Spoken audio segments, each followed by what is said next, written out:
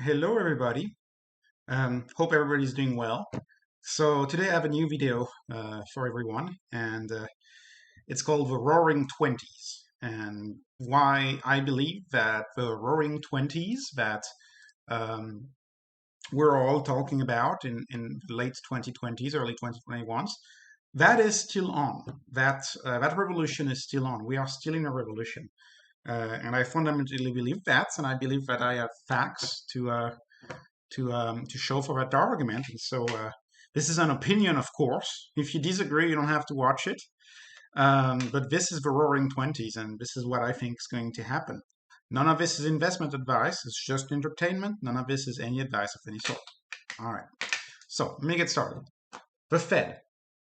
The Fed can impact monetary policy, but it can't impact innovation. So even though monetary policy has hurt innovation so much in 2022, and I am sad at the companies that are going to go bankrupt uselessly because of the Fed.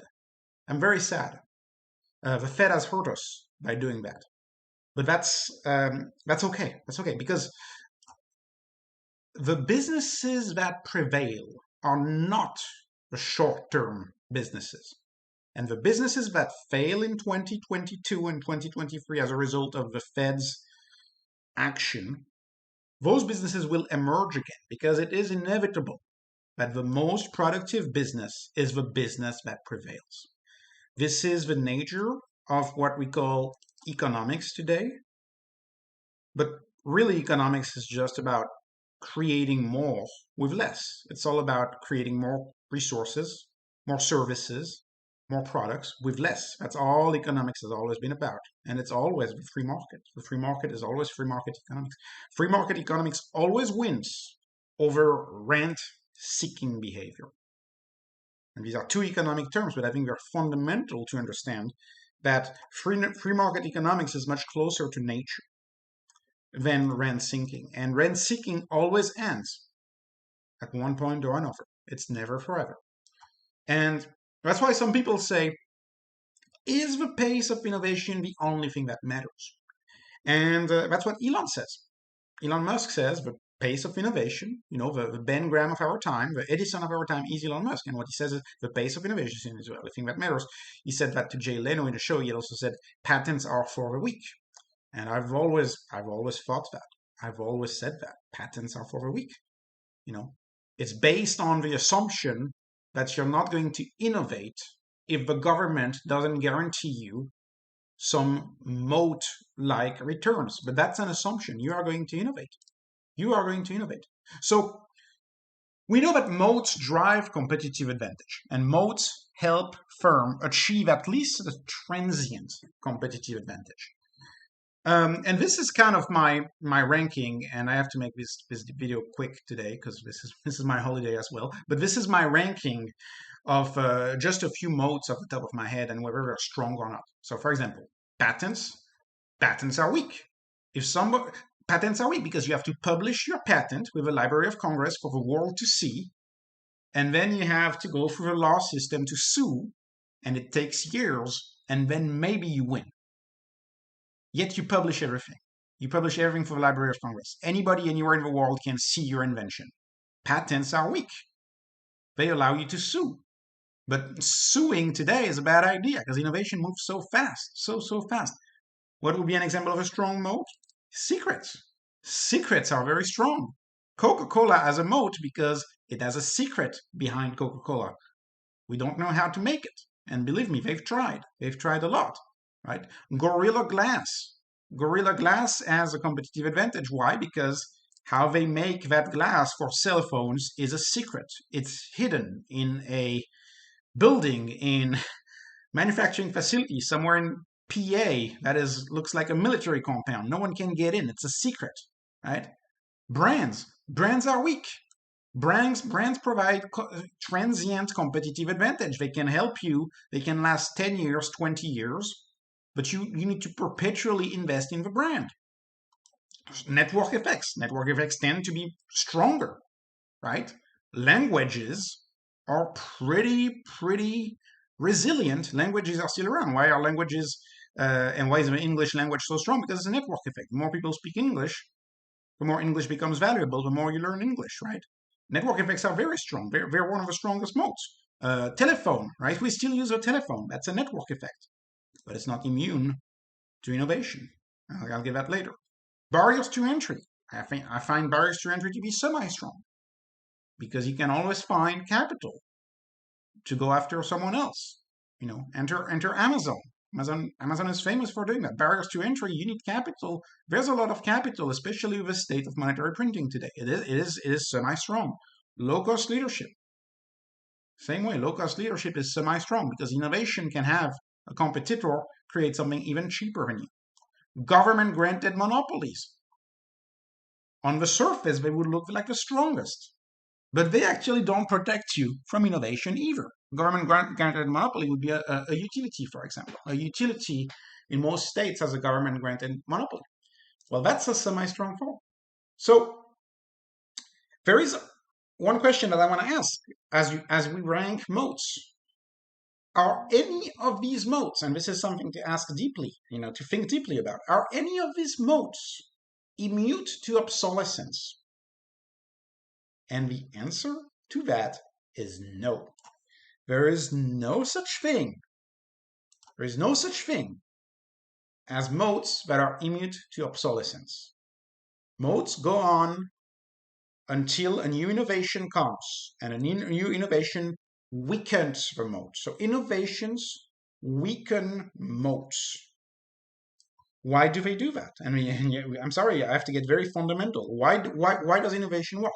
Because innovation at its core is increasing the productivity of society. That's what innovations do. They increase the productivity of society. Why do societies want to be productive? We want to be productive because we have limited resources. So our goal is to save our valuable limited resources and create more value with the same amount of resources, with limited resources. So innovation disrupts older, less productive uses of energy. And by energy, I use the word energy with a big E. So what is energy? It could be kinetic energy, it could be economic energy, it could be human energy. Innovative companies create more products and services given the same unit of energy. And we have limited energy. As humans, we have limited energy. There's limited capital. Well, in theory, you're supposed to have limited capital, which capital theoretically, right, economic energy, theoretically is just saved energy, whether human or kinetic. That's what capital is, just saved energy, in theory, if you don't have a leaky system. But of course, the fiat standard is leaky. Innovation always wins because economizing energy is a priority of our species, of every species, really. It's a priority of nature. That's why alligators can stay still for days and still they see a prey pass by and then they jump and they grab the prey, but otherwise they're idle because they save energy. That's why we as humans, most humans tend to be naturally lazy. It's tough to fight the urge to economize energy. That's why most humans, most of us, if we see something sweet, we're more likely to eat candy than kale.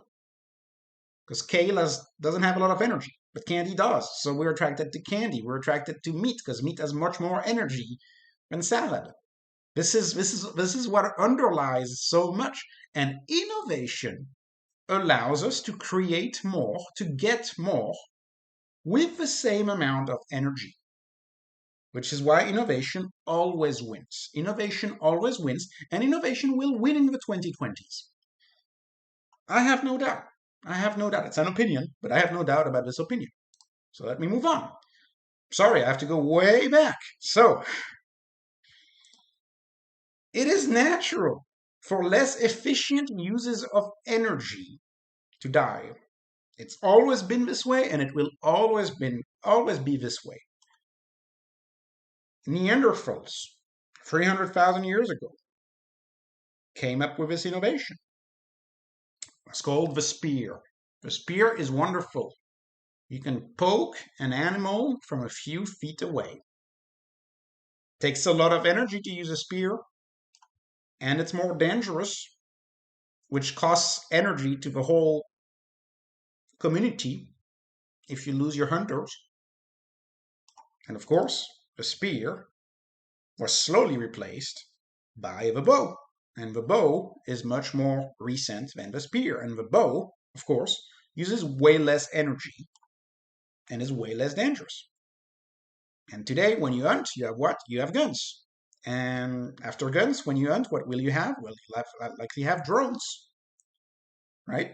It's always less dangerous and less energy, right? If hunting, say, 50 years from now is about flying a high-speed drone from 50 miles away, you're using way less energy and you have way less risk. So this is the story of that. But let me move on. I'm sorry, I want to go on to show you that this is throughout history. This has always been this way, right? Okay, let's talk about books. Well, before the Middle Age, really, books were carved into stones, so that got disrupted because we don't carve maps onto stones like the Romans used to do. In the Middle Age, they figured out we should copy them by hand with inks. And of course, in the late Middle Age, the printing press, right? Printing press, highly regarded as one of the more recent innovations of our species, but there's been so many, right? The age of steel, the age of iron, the age of bronze, there's been so many. But I can tell you one thing, when the printing press came around, and this was right at the Reformation era and right at the same time as Protestant versus Catholicism and all of these turmoil in Europe, the clergy was not happy. The clergy was not happy about the printing press and everything getting printed and not only making the job obsolete, but also clearly bringing a lot of disruption because all of a sudden, books, which would take years to reproduce, all of a sudden became very widespread. This is more than 500 years ago. So this is not new. The innovation that happens today is not new. We are seeing similar insane increases in value creation. We save resources. You don't need to pay a monk for 3 years to copy a book when you have the printing press. It takes a day to do the same work that it used to take 3 years. So you save energy. And the clergy was not happy at all. But that's the nature of disruption. Incumbents are not happy when disruption happens. Let me move on. I'll go quick. I promise I'll go quick. Horses. Horses have been around for thousands and thousands of years. And of course, what happened to the horse when the car came around? The horse disappeared. It got decimated. It took 10 years, from 1903 to 1913. And boom, you had no more horses. People literally ate horses. One of the Tony Seba facts here. So, absolutely insane. Let me move on. There's plenty of examples. I can go on. There's literally thousands of examples. I'm not going to use thousands of them. Here's another one. Have you ever seen this? That's an old calculator.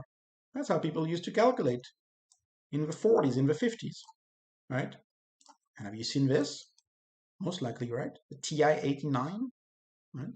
So a calculator displaced a slide ruler. Calculator is a better way. Old, new, right? Okay, that's the last one. I have another one. It's the last one.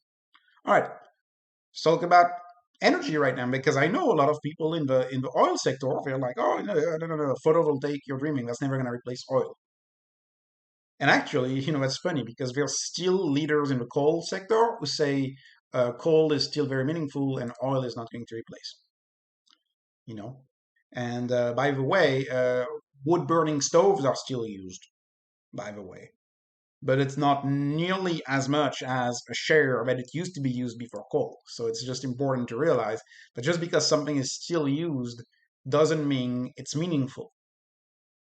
Some people still buy records or even CDs. That doesn't mean it's meaningful because Spotify disrupted that, right?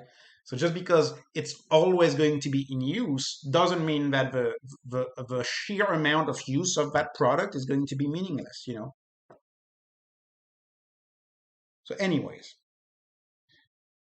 Coal mine, dangerous, more energy, and more energy to mine less energy, by the way, because coal, of course, has very low energy density compared to oil.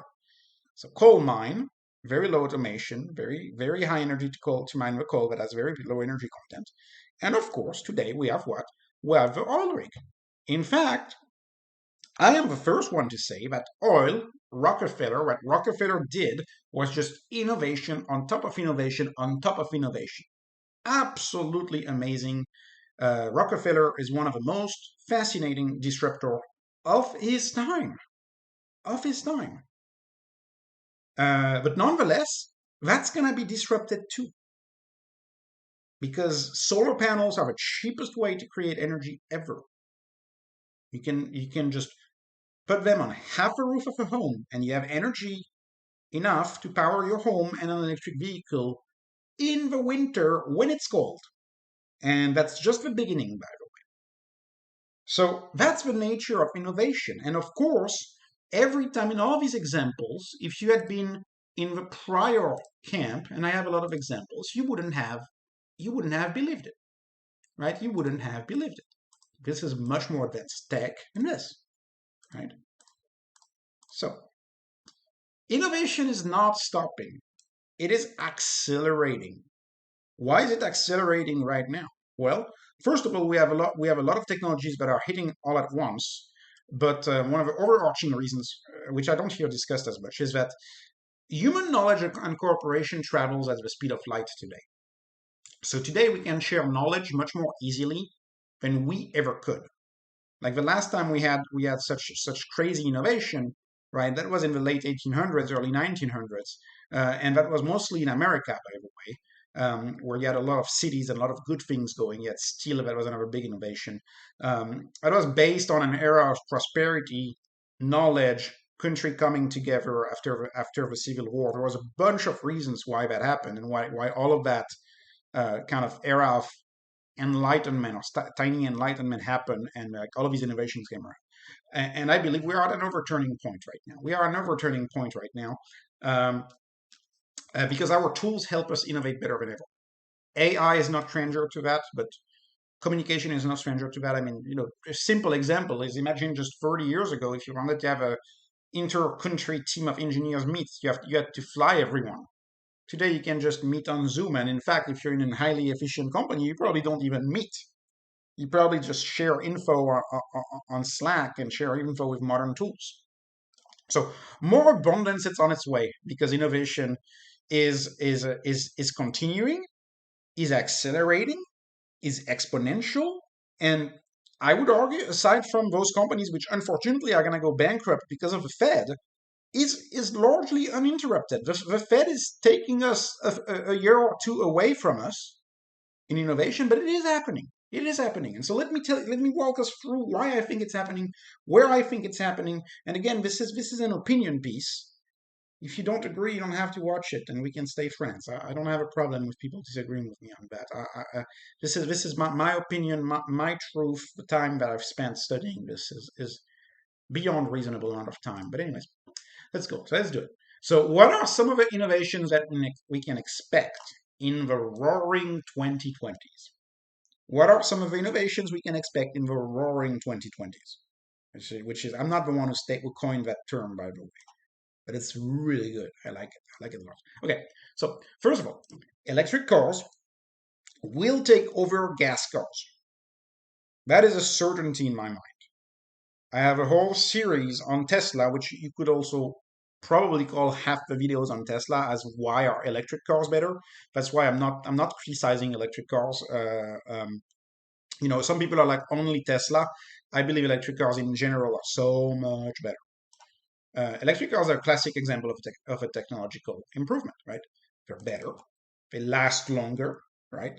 They have fewer moving parts, so they're much better.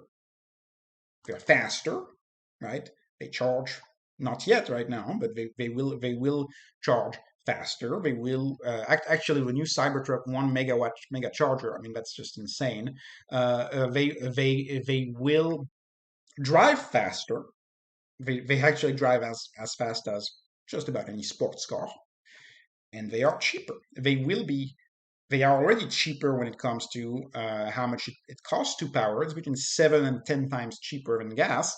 But they are obviously, as Tesla has shown us with profit margins, they are much cheaper to manufacture. They require way less people to manufacture, way less people to manufacture. They are an example of abundance, and they last longer. So they are an example of abundance. Better, faster, cheaper. It's really, really similar to a lot of the technologies that I've showed you before, right? Okay, electric cars, that's a big one.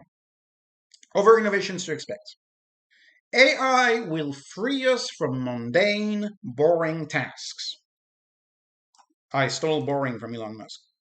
Okay, no more driving, right? Once FSD is solved, which I believe it will be solved, because if you know anything about AI, you know it's about the data and getting more data. And by the way, if someone has any doubt about the power of AI, just use Chat GTP. Like, just use Chat GTP. That's it. Just use it. You'll see how good it is. Very good. Very, very, very, very good. Or you can rent a Tesla. Okay. No more copy and paste. I just could have gone because there's so many examples of AI, but I think the no more copy pasting is very telling with RPA, right? Robotic process automation, UiPath. You can have an entire armies of computer workers who are just about copying and pasting, which if you think is a lot of the secretarial job, like the system job is all about copying pasting from one interface to another interface to another interface, moving data from a pane of glass to another pane of glass to another pane of glass. That's what RPA, robotic process innovation, solves, right? And I could have gone on. I could have talked about Snowflake, about Palantir, and all of these other companies that do great stuff. So AI will help a lot of the boring and mundane tasks that will go away. And then AI will enhance us. It will enhance everything we do, right? It will enhance our writing, our creation, our ideas, our experimentation, our decisions, our analyzing, right? And it will also create for us. So AI is going to create such a rich environment for modern day culture that it's not going to be funny. We're going to have so much thanks to AI, so much more creation, so much more goods and services, right? What the economy is designed to produce with the same amount of energy. Okay, let me move on because there's more innovations. Okay, energy will have near zero marginal cost. And if you read the book Zero to One, is like one of the questions that Peter Thiel talks about in Zero to One is what is one truth that you know to be true that few people agree with? And that would be my response. That's the truth that I know to be true that few people agree with. And that's okay. You don't have to agree. But photovoltaic is a revolution that few see coming. And what I always say is do the math. Do the math. Just go watch a few YouTube videos about the basics of electricity. Just go look at the price of solar panels and do the math for your house. And you'll see that it's a very, very, very tiny panel, and a very, very, very tiny array can provide so much power. It's just do the math. That's typically what I say. Math doesn't lie. If you do the math and you calculate, you'll see that a lot of the bad reputation that photovoltaic gets is about rent-seeking installers, but it's not about the core technology. The core technology is very, very sound. So is the core technology of batteries. Like a lot of people talk about lithium, and they say, oh, we don't have enough lithium, we don't have enough rare earth. Well, lithium is true for high energy densities, but most batteries require very, very little rare earths. Most bigger density batteries actually can do just fine with very, very widespread material that you essentially find in dirt, in any dirt. So batteries are there's a lot of misinformation about batteries. They're much better than what a lot of people think. Again, and this is what I'll say once again. In this space, if your knowledge is more than 12 months old in this space, and I'm not going to have time to talk about semiconductors and all of that other stuff, but in general, if your knowledge is 12 months old, your knowledge is outdated, because that's why the field moves so fast, so fast, and you see this in a lot of areas of technology. That's why a lot of researchers don't bother publishing academic articles anymore. They just have to release the work right away, because if you bother trying to publish an academic article, by the time the review process is over, what you've published is outdated. So, anyways, a little tangent here. Okay, what else? So, energy will have a near zero marginal cost. The future is decentralized energy. Everybody has a solar array on their roof, even in Alaska, and that is enough to power your home, and that is enough to power your car. And if you do not agree with me, do the math. Do the math and include exponentiality in that math, and you'll see. Okay, with unlimited energy, food manufacturing will be disrupted. And that's stunning, and that is absolutely one of the more stunning stuff. And so, I really believe that with unlimited energy, you're going to have food appliances. You're going to have an appliance in your house that's going to grow vegetables, and these already exist. You're going to have an appliance in your house, an air to water generator that just generates water for you, fresh water. Not water like in the grid. You know, seems like every other day you hear about a city that has a water boil because the water is not safe to drink. All of this is going to get decentralized. If you're interested in the decentralization of food and agriculture in general, I suggest you watch Tony Seba's video. Tony Seba has been right on so many innovations. It is not even funny. He is a true visionary, I believe, and he doesn't get enough credit. I don't understand how a YouTube channel can have only 46,000 views. That's probably because he uses slides just like me, and I guess people don't like slides. I don't know. I don't know, but this channel deserves everybody's attention. It's a very, very good channel if you're interested in innovation. Okay, let me move on. All right, other things that you need to prepare for. Prepare to live a very long time, and I should have said a very long time. Prepare to live a very long time. And I don't know how long that is, but if you're in your 20s today, it's very realistic that you'll make it, let me be bold and say, way past 100. Um, and again, this is a book that I recommend, but it's tough. It's easy to disagree if you haven't spent 20, 30 hours studying it. But I have spent quite a bit of time studying that. And this is a recent book, which of course got very little attention because the news is all about the negative. But I really suggest you read this book. After you get past a few chapters where they talk about yeast conferences and yeast studies, which is very interesting. You have a whole bunch of people fascinated with yeast. Very interesting. You realize that there's some real compelling nuggets in that book. Absolutely insane. Absolutely insane nuggets about the telomeres and how DNA works and how aging works. And this this fellow, Dr. Sinclair, is the head of longevity at Harvard University Medical School. So Harvard is the medical school, especially at Harvard, is not known for having, it's not known for publishing bad stuff. I would suggest you look at it. This is another article, uh, about metformin, for example. Anyways, this may be a little off topic, but this is very interesting. That's why I say prepare to have a long life. Prepare to live a long time, because research in DNA and in protein tech is both scary and fascinating at the same time. And the media mostly focuses on the scary aspects of it. They don't focus on the fascinating aspects of it, which is you. There's so many diseases, so many things that will be able to be cured with this technology. I mean, it's crazy. Personalized medicine. I suggest you look up NMN and metformin for longevity. I have been taking NMN for 3+ years, and it is stunning. It is quite simply stunning, the effect that NMN has. And when you read the book, you'll find out stuff about NMN. Like women past their 70s who start taking NMN and have periods again. Like that's the kind of revolutionary stuff I'm talking about here. I mean, not advice of any kind. Not advice of any kind. Once again, metformin is another one.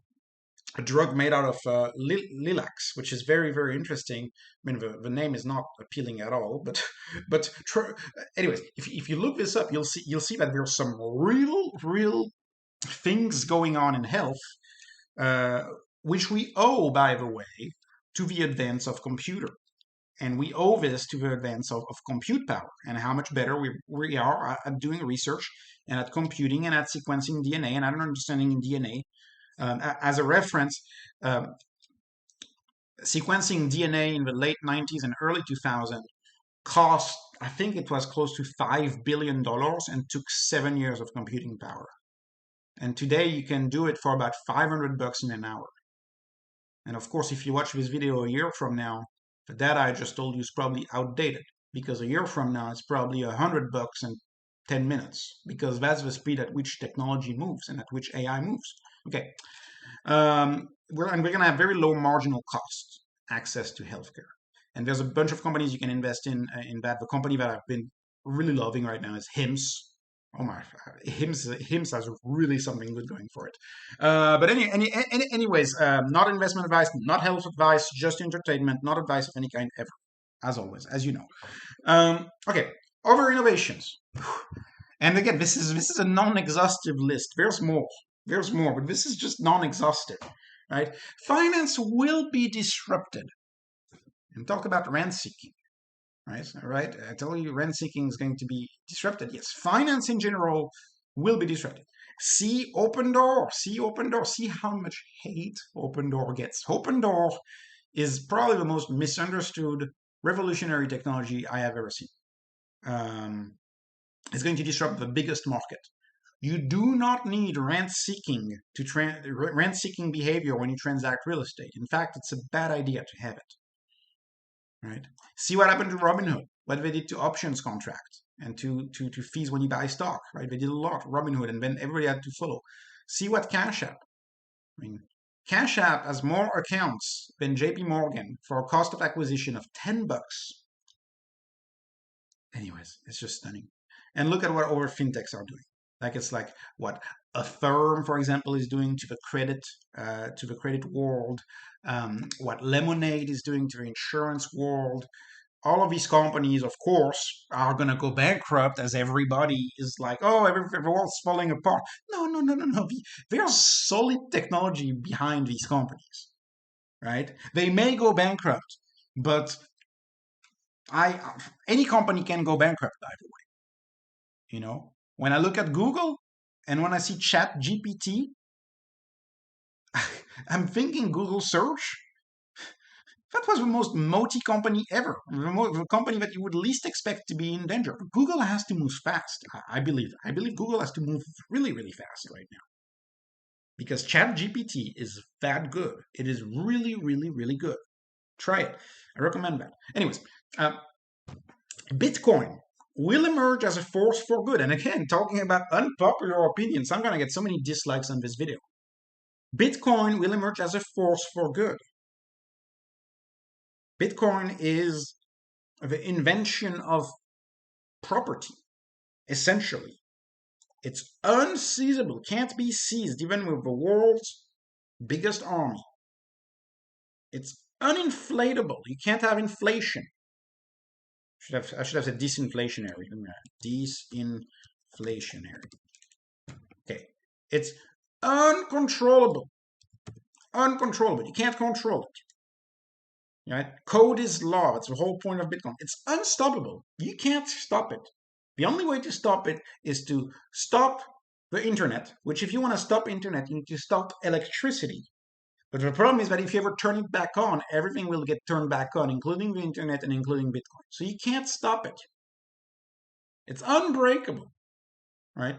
The biggest army of computer can't break Bitcoin. And even if a quantum computer could break the Bitcoin code, it would only affect the transaction within one block, if you look it up. Anyways, there's theories about that, but it's pretty much unbreakable. It's bearer money, right? Right? With final settlement, most money that you have in a cash bank account is an IOU. No, that's bearer money. This money is like cash or gold. It's bearer money. And you store it in your memory. that memory in your head. In your memory, you store it in memory. It's a string of 12 words. You remember 12 words. This is a force for good. We don't see this in the West. We don't see this in the United States because we have fewer restrictions on dollars and cash. But I can tell you that for the rest of the world, aside from the West, it's a huge deal. So that will be a force for good. And so, if you hate Bitcoin, you're probably gonna have to hate it for a very long time. And it's not fun because it's gonna be around. It's gonna be around. Anyways, more innovations, and I'm done. This is my last slide. I'm done after that because I have to go. But anyways, entertainment. Entertainment will be like nothing we've ever seen in the roaring 2020s. It will. You'll have augmented reality, virtual reality, explosion of the creator economy. You'll have the metaverse. I know the metaverse is dead. Everybody's saying that, even though arguably companies like Zoom somehow operate in a metaverse. Anyways, doesn't matter. Roblox doesn't exist. Anyways, it's not the point. You'll have games, and even if you're not into games, those games are gonna get better. I don't play. I'm not into games, but I know how good they are, and I realize that they are a real threat to sports, for example. Anyways, personalized books, movies, and shows, personal AI assistants. Have you ever seen the movie Her? Yes, that's one. Personalized music, art, etc. You will have so much entertainment opportunities that it will be as good as one-to-one entertainment. One personality and the perfect entertainment to match that personality. This is I think where we're headed. And with AI it's possible. And then lastly, opportunities for work will be better than ever. All of a sudden, everyone's talent, as narrow as that talent may be, can scale to find a niche of users of that talent. And that is so powerful. That is so powerful. For the first time in the world of work, you are not limited by moving physical things, or you're not limited by typing on a computer, which I still count as moving physical things. You're not limited by that. You can scale. You can scale because you're selling your talent in the form of bits. You're selling bits in the form of bits. And so the more people like the order in which the order in which you're sending them, the more you're going to have value flow back to you. And you leverage talent across space and time, which means, like, let's take the example of a YouTube video. I make a video. I leverage talent across space, right? Anybody can see that video anywhere around the world. But I also leverage talent across time. People can see that video 20 years from now, right? Compare that to, say, the traditional old world way of, say, doing a lecture. Like, if you do a lecture, you have to be physically present in the room, and it doesn't cross across time. So this is true for anybody that has any sort of talent, and we all have talent. We all have something. So that's going to be huge. And this is also in opposition to a transactional relationship with an employer where you exchange your time for a task for money. It's very, very, very different. And I believe millennials and Gen Z are already well equipped for that, but the generations that are coming after are well equipped. And actually, I'll even retract what I just said, because if 2020 has taught us anything, is that doesn't matter your age, anybody orders online, anybody spends time online. I actually don't know a single generation who doesn't spend a lot of time online today. Except maybe the forgotten generation, maybe, but I'm not even sure. So I'll change and say that technology is more accessible than ever, and that's also the history of computing. It's all about making technologies more accessible. So, anyways, this is it for today's video about the Roaring Twenties. I have more to say, but I may make a series about this. Sorry to be so positive when everybody's so negative. But this is my opinion. This is what I believe is going to happen, and I think the history of technology, studying history is so important. Studying the history of technology is insanely important. I believe the history of technology backs what I'm saying here. So, anyways, not investment advice, entertainment only. Thank you so much for watching. Thank you for your support. Follow me on Twitter if you can. Please like the video. Please subscribe. That helps me reach more people and hopefully grow this little YouTube channel that I have. Thank you so much and have a wonderful day. Thank you.